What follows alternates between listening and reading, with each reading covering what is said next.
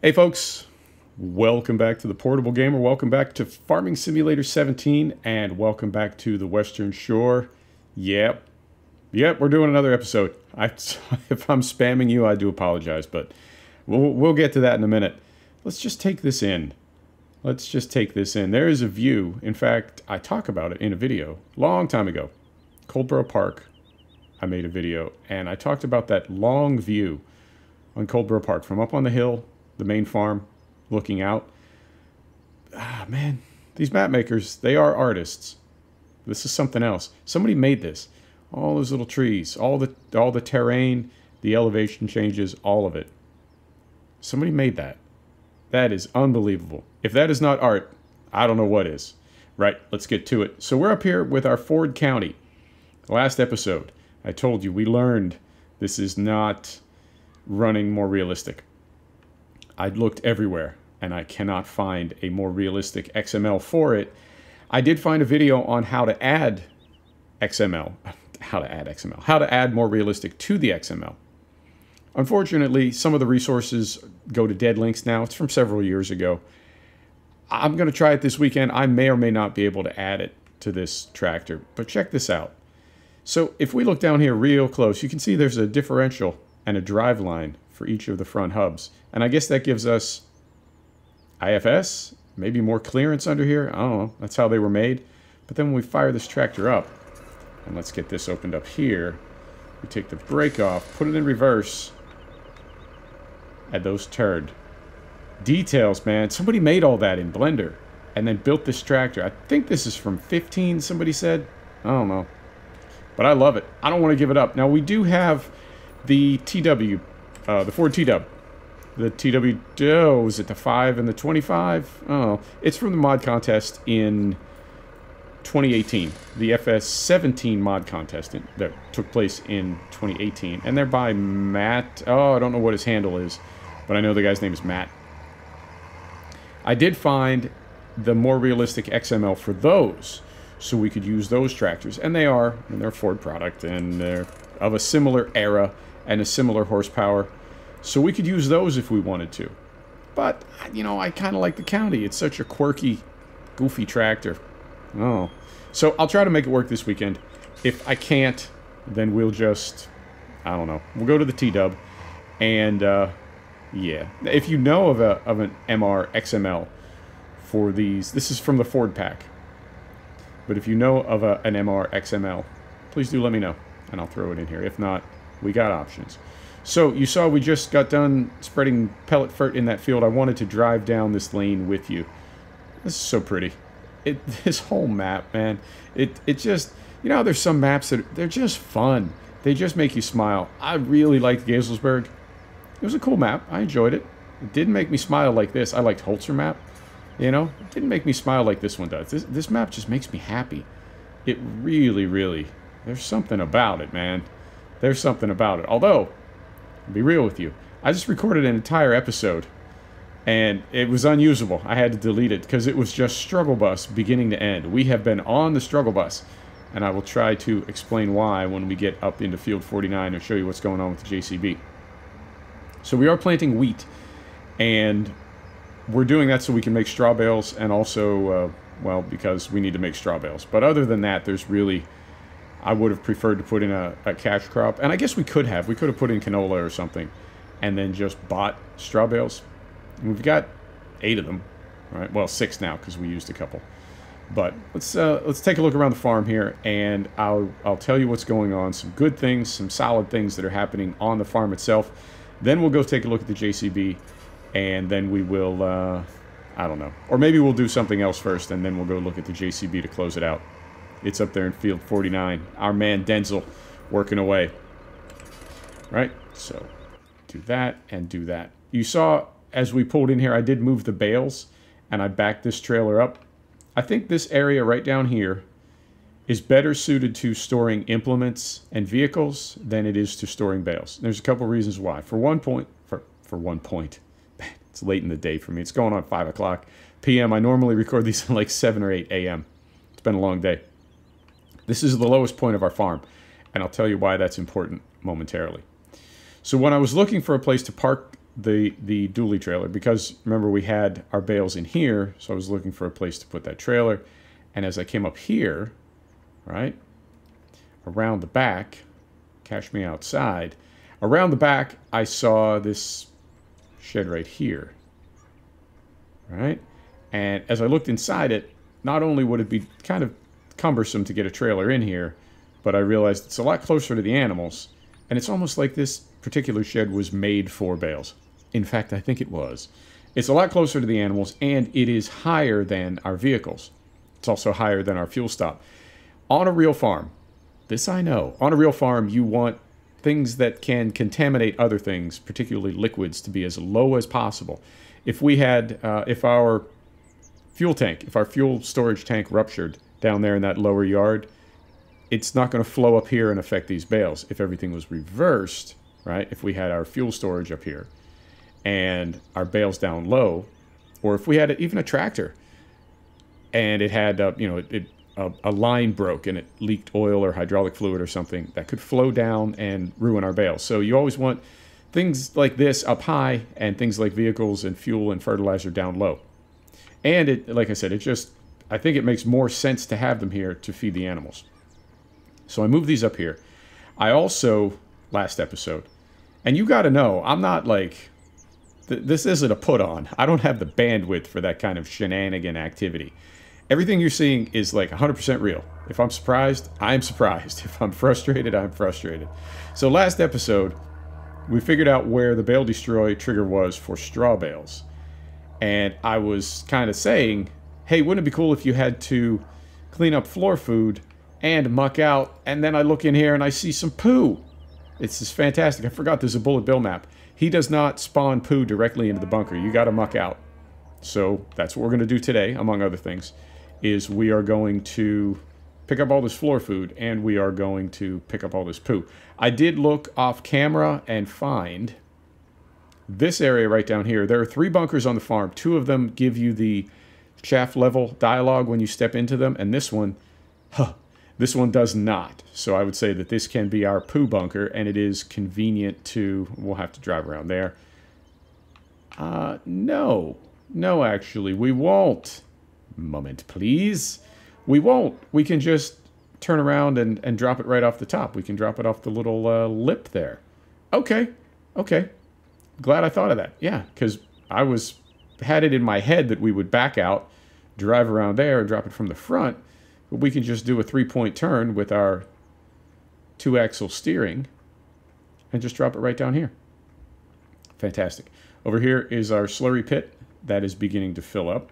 Fantastic. So yeah, it's all coming together. It's all coming together. And I got, let's look here. I got, let me see, 1, 2, 3, 4, 5 of our grass fields fertilized. We have 2 more to fertilize. And if we have time today, we'll go do 50 and 51. So let us, we've got the bucket on our telehandler. Let us gather up that floor food, get that back in the trough, and muck out. I did buy, I want to say like 10 more cows. I'm sorry, 14 more. We have a total of 25 now. So we are growing as a farm. Here we go. So we'll go right up this way. That seed you see on the ground right there. Well, let me hop out and I guess I'll tell you what's going on with that before we go any further. Front wheel steering, crab steering, all wheel steering. There we go. Set the brake and hop out here. I went down to the store to pick up our seeder. We still had, the JCB was still working on our Lemken 4-row plow. So I took this down to the store to pick up the drill that we got leased. While I was down there, I got this little thing. I've used this before in 17. It's a handy little, utility sort of. You can throw cut logs in there or whatever. It's got an option that you can either use it as a fillable item bucket or you can use it as an object bucket. I set it to object. I put my pallet of seed in there. I moved and it destroyed the pallet and filled the bucket with seed. All right. So I had to, the only way to get it out was I had to dump it on the ground and then use this bucket to get it into our drill. I also brought up another pallet on these forks over here, and that I could lift up over the drill and have it, drain out in the typical way. But if you're wondering why there's seed on the ground, that is why. There was no other way to get it out of there. I just had to unload it onto the ground. Right. Break us off. Here we go. So yeah, it's been that previous episode that I recorded. I was having a lot of problems with horseplay. I was having a lot of problems with. Well, we'll talk about it when we get up to field 49. But man, you make this game realistic, and then you have to deal with all the things that come with the game being realistic. And they're good. They're good things. They're challenges. I like it. I'm moving slowly there because you saw when we hopped out the door here, we just about fell over there. And you would, what would you break? You probably break one or both ankles.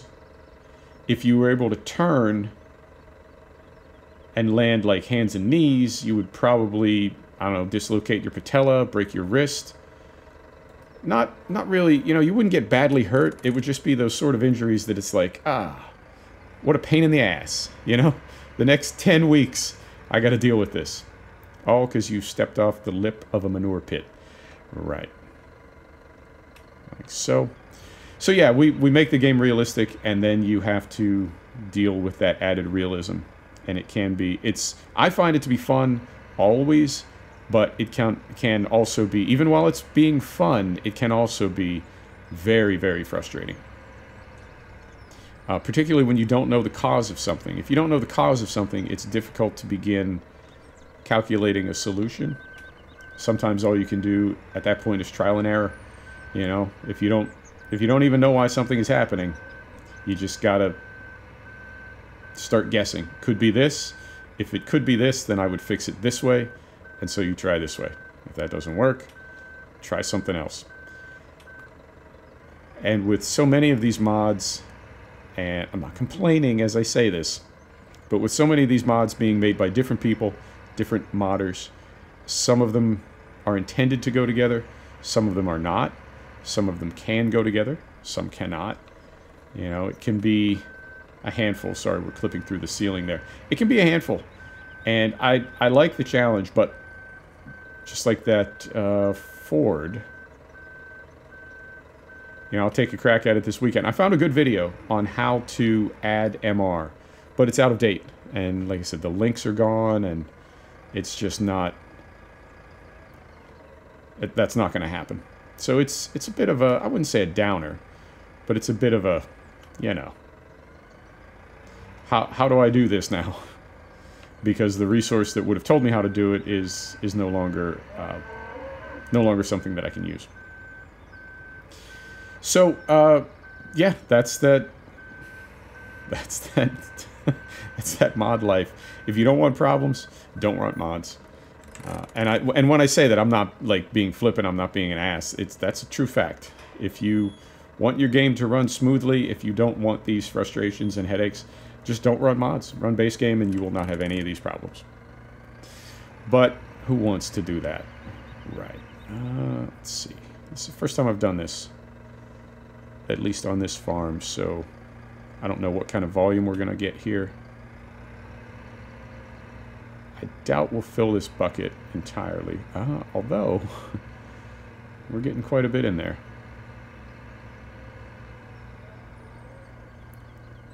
Alright, it's not bad. Like so. Back this up.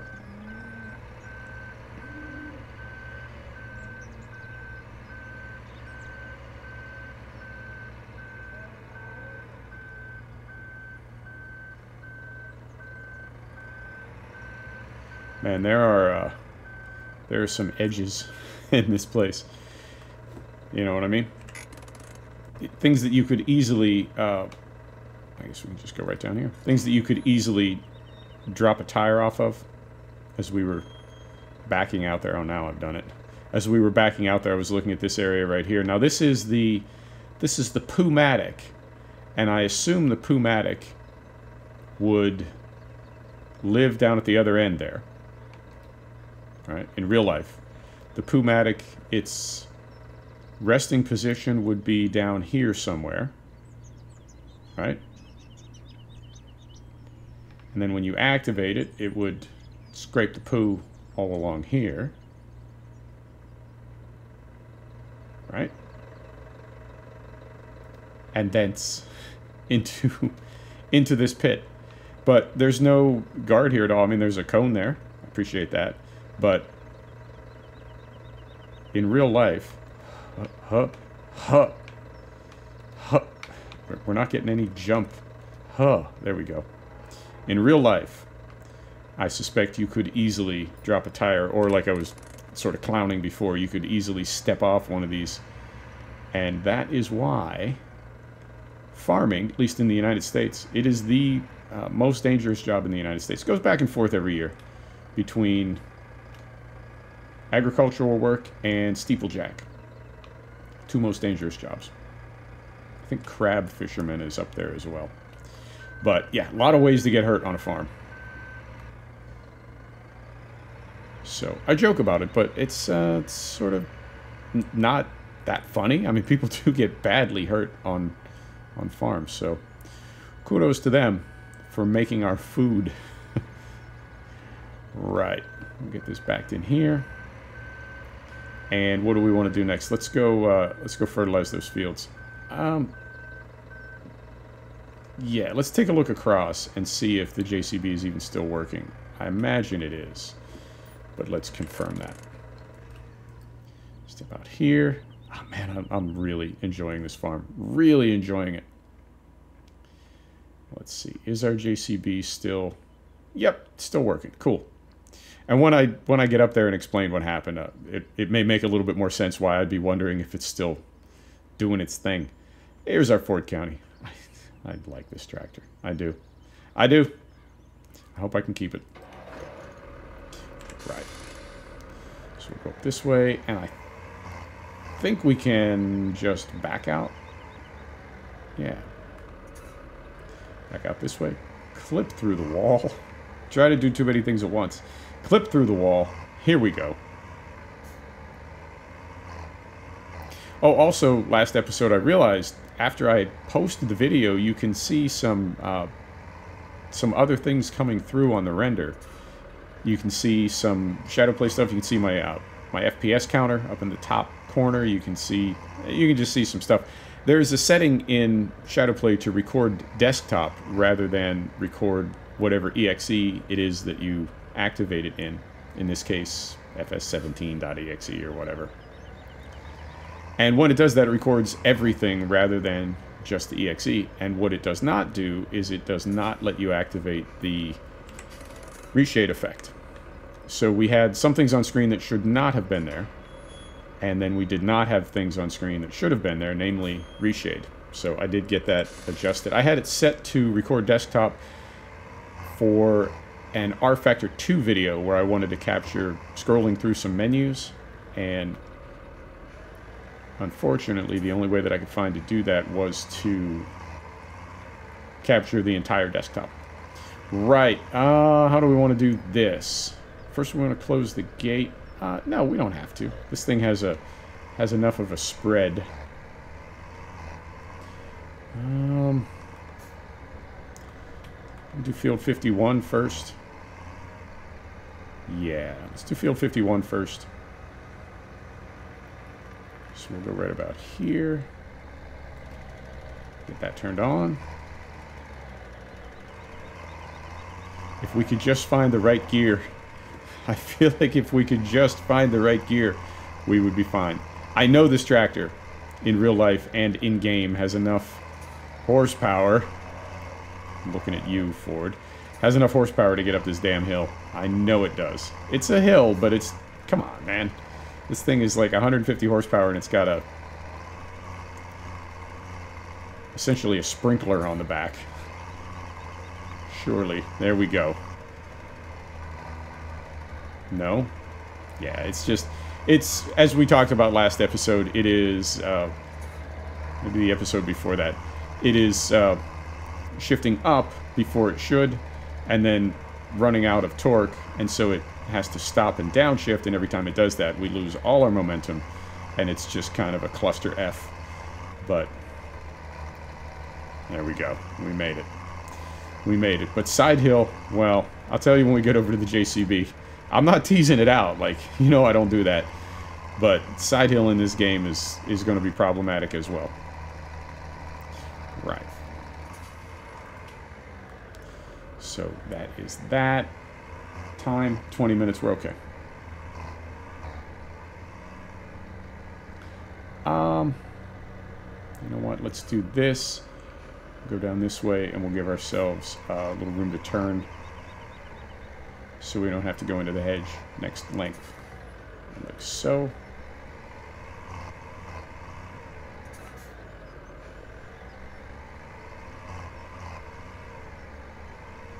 There are a lot of things to like about 17. I had forgotten about IC. But you can see we've got the windows open. Beautiful spring day. We've got the windows open on our tractor. Little things like that that you can do in 17 that you can't do in 19. And I was talking to somebody about it on Discord today. I'm curious what's going to happen if the next iteration of save game, if the next iteration of Farm Sim is primarily a console game ported over to PC. What's that going to look like? There are so many features that, you know, the developers, if they're making a console game, the developers have to be super mindful of the fact that console players, for the most part, unless they really, you know, want to take some steps, for the most part, console players do not have mouse and keyboard. And so a lot of the things that we as PC players, I wouldn't say take for granted, but you know, we use a lot of commands over and above what I have on my gamepad. I have a hybrid gamepad and mouse and keyboard setup. Right? So console players don't have that option. So there will be a lot of things that will be different if this game is let's go down here. There will be a lot of things different if this game becomes primarily a console game, and then the PC version is, that one is now the compromise. That one is the afterthought. Very often, a game is made for PC, and then it's badly ported to console, or in some cases not. Right? They can't take it over to console because of scripting, because of who knows what. But I think this is going to be just the opposite, which happens as well. But we're going to lose a lot of things that we as PC players are used to, and I'm curious, that's what the conversation was about on Discord, I'm curious what the mods are going to look like if this becomes primarily a console game.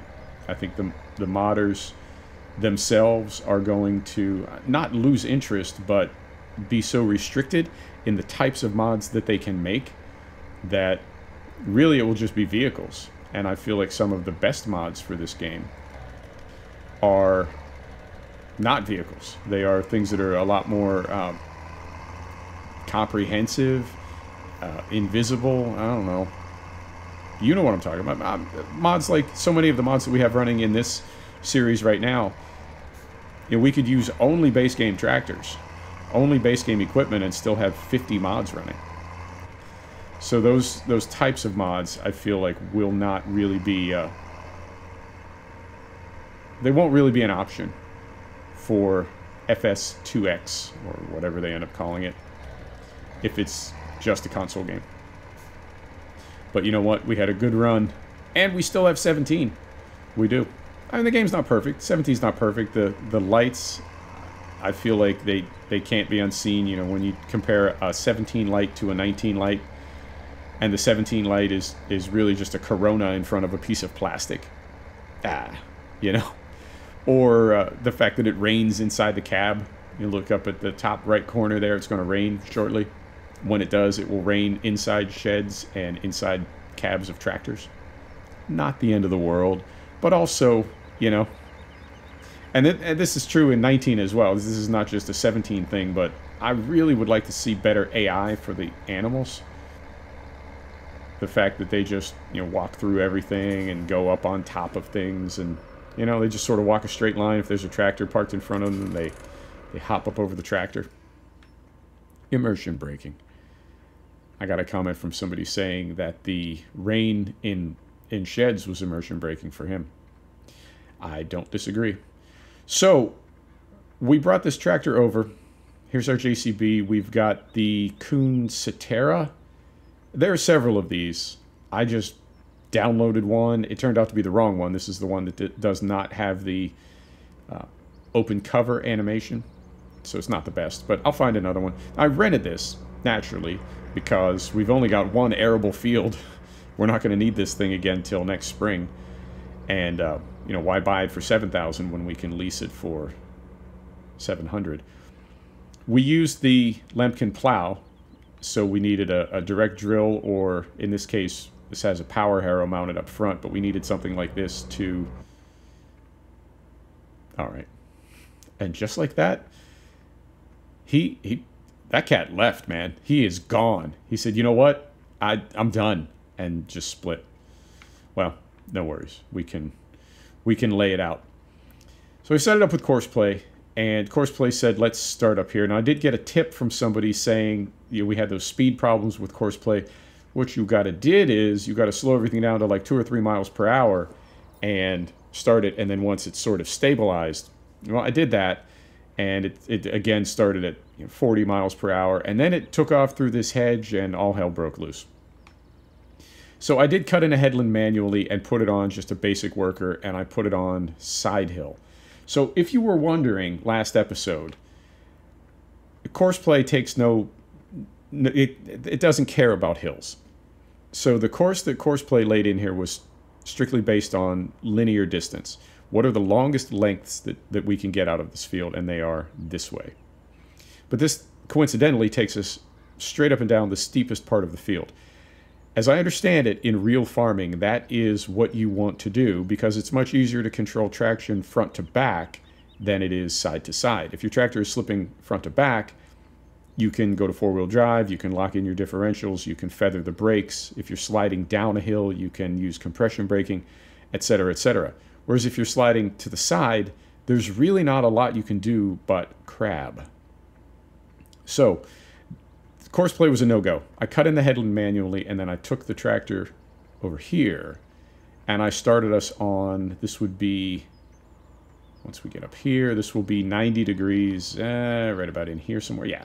90 degrees, because the base game workers, even though Bullet Bill has added 64, I think he said, 64 directions of terrain angle.